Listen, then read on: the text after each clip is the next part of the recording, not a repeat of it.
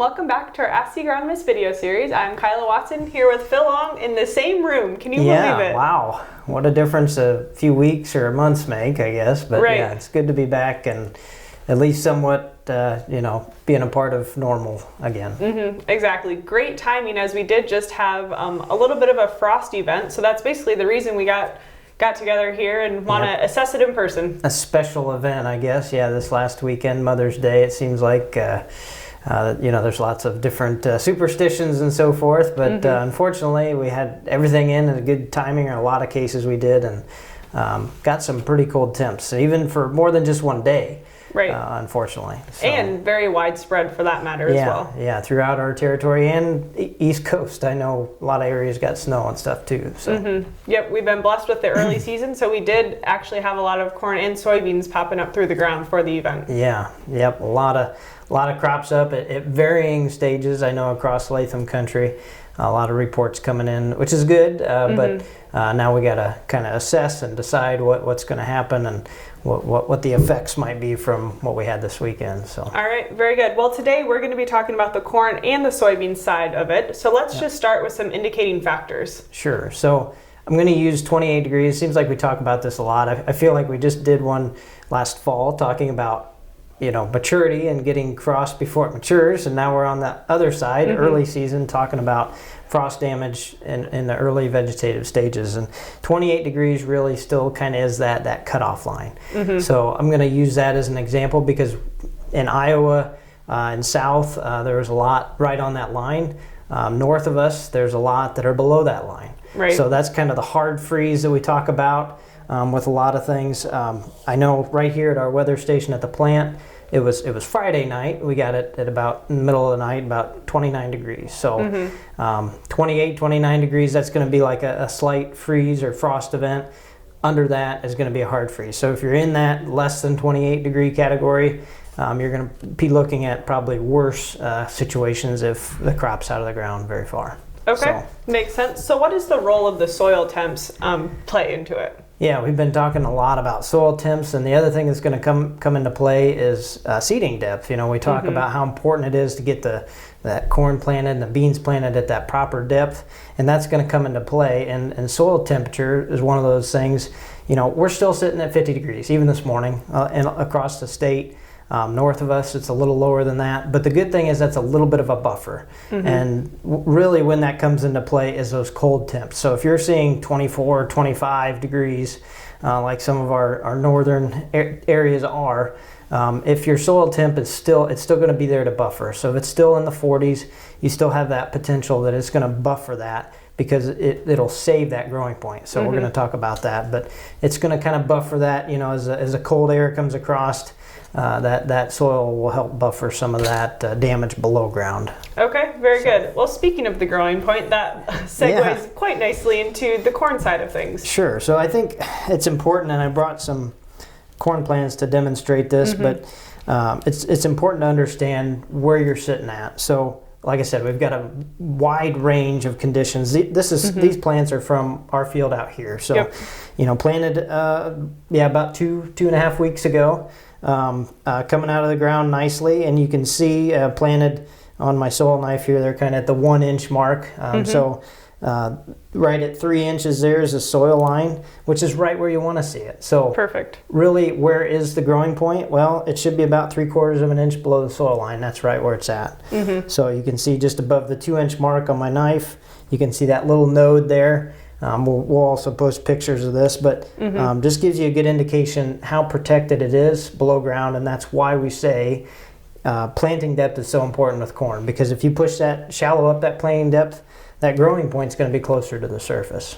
So that's key number one, is figuring out, okay, where are we sitting at? So we always talk about when the growing point comes above ground. That's typically V5, V6. So just as a reference, to make sure if you've got plants larger than this, which I know we do, so everybody understands how to get to that stage. That first true leaf, this one here, it's pretty obvious. It's got a rounded tip on it. That's your first true leaf. So really this isn't even to V2 yet. Okay. So we're just basically past emergence by a week or so. just came out of the ground. We haven't had a lot of warm temps, so it's not growing really quickly, not putting on leaves really fast, but this plant's essentially at V1.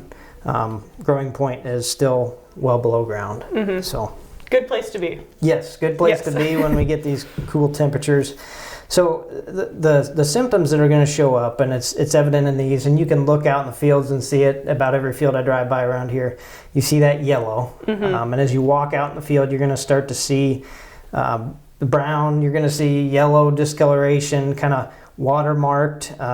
In this case, all these have. That one is a little smaller, and it's already turned brown. The leaves are brown and dying, but a lot of them are just going to show yellowing or discoloration of the leaves, and that's kind of your indication that it got bit. I know last night I was looking at a tomato plant that got hit, and it was black on top. So as they die, obviously it goes from green to yellow to necrosis or browning and black. So that's kind of the way it'll progress through those stages. So the next important thing is really how quick is it going to regrow? Right. So we're sitting here, this is, I told you, Friday. So we're sitting here on Monday, so we're at least 2 days out. This is a good time to assess what happened to this corn plant. But in terms of regrowth, we want to wait a little bit longer. So how long does it typically take to get a leaf out? It's about 3 to 4 days. But we're also sitting in cool temps. So later this week, it looks like things are going to warm up. That's when we need to be evaluating, okay, is there new growth coming out, corn or soybeans? Is there new growth coming out? Is it trying to recover? So I want to do one more demonstration here while we're on this, because this is the important part. When you go out into the field, obviously another thing we could talk about is some compaction that was obviously happening in row on this one. But one of the things you want to do is take your knife, and at this point it's pretty difficult to do, but you want to slice it down through the stem. We do this a lot with soybeans to figure out what's going on late season, but right now it's a good time to slice it down through the stem and then look at that growing point. Look for that node. So that's going to be an indication, did it damage the growing point? So if you had really cold temps like up north, and maybe the soil temp got low enough or that growing point was close enough to the surface that it damaged that, you'll see browning start to occur in there. 2 to 3 days afterwards, you'll be able to see that. This one here, you can see kind of white on the outside and then yellow. So that's a good indication things are growing. It's doing just fine. So this one will recover. Most of the ones around here will recover, and they will start regrowing. But that's the biggest thing you want to check is that growing point. Make sure it's doing well. If it still looks healthy, has good color to it, then a few days down the road, recheck them and make sure, but you'll probably be all right. Okay.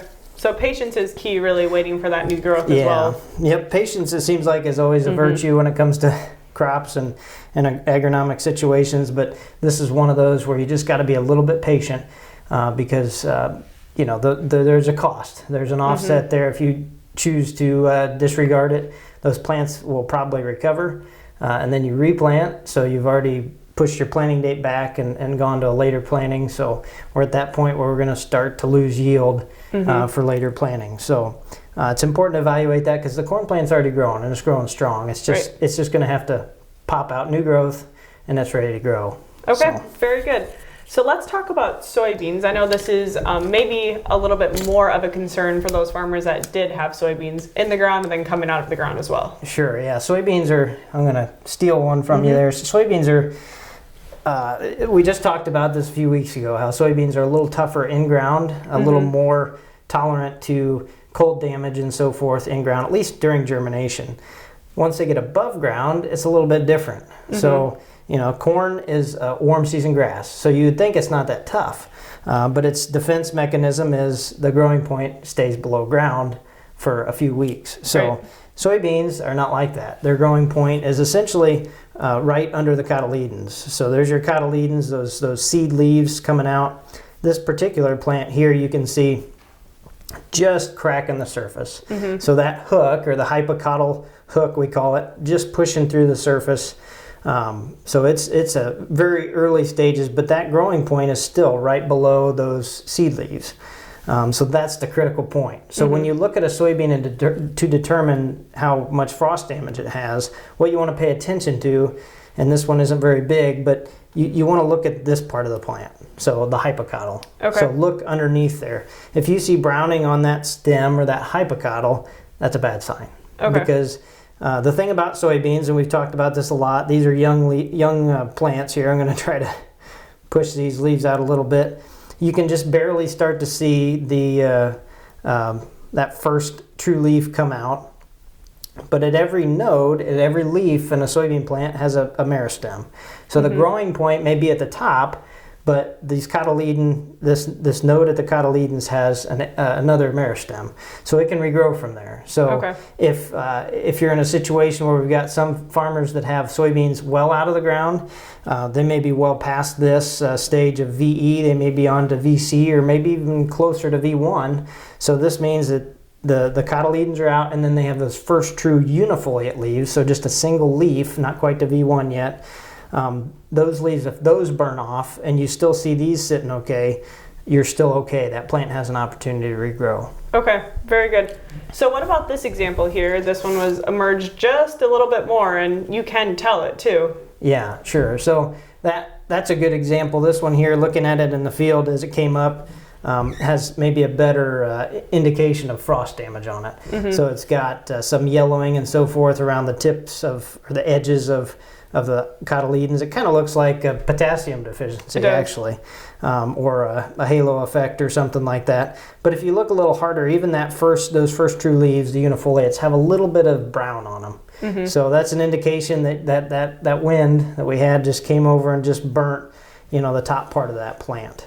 And so that one will likely regrow at the stage it's at, as long as it doesn't get more cold temperatures. So I know we were kind of in flux. This morning was cold, and tomorrow morning sounds cold, but if we can make it through the next couple of days, these plants will still be all right. Right, and the hypocotyl on that one was a little bit more protected because those were sticking up just a little bit. Yeah, exactly. Yep, the hypocotyl wasn't the only thing sticking up the highest. If it's always important to have more protection above, and everything below will end up a little better off. But really the biggest thing with soybeans is that temperature. So if you have them above ground and it's 24, 25, they're probably not a good chance for them. They're all going to they could potentially all get burnt. Okay. So. And let's just clarify real quick. So brown is bad, like you said, with the hypocotyl. And that technically is purple, shade of purple. Yeah, so that's a good reminder, because as they come out of the ground, soybeans always do this, that part of the hypocotyl is going to, and you can see, this one's tough to see, but it's about 1.5 inches or so deep, maybe even a little deeper. So that's all white or green. That's what it should look like. And then once it comes out of the ground, it's actually going to be purple. Just, like a lot of times we talk about purpling in soybeans and corn and so forth early in the season. That's not a bad thing. Purple's okay, brown is not. So that purpling, just remember, you need to look for brown or yellowing or necrotic tissue. The purpling is all right. So you'll see that as it comes up and grows for the first probably 3/4 of an inch or so. It's going to have purple on the stem like that. And that's also an indication of the genetics. A lot of times you'll see that. Some have more purple than others too. All right, very good. Well, is there anything else that you would like to add this morning?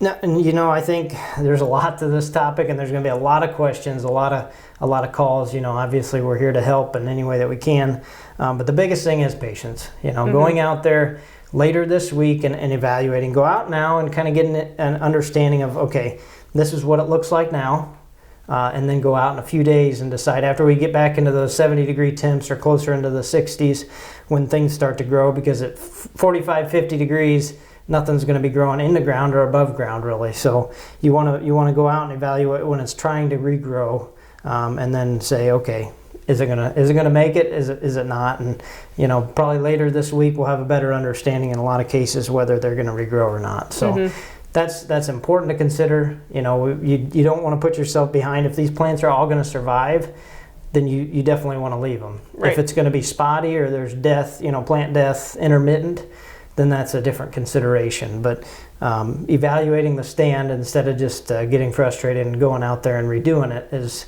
going to cost you in the long run, because right now we have early planted soybeans, which is a good thing, and they still have a chance to recover. So. All right, very good. We hope that your corn and soybeans were well protected, but if not, we have knowledge here to help assess the damage and work through it. We're always here to help. All right, very good. Well, thank you to our listeners for tuning in. Have a good day.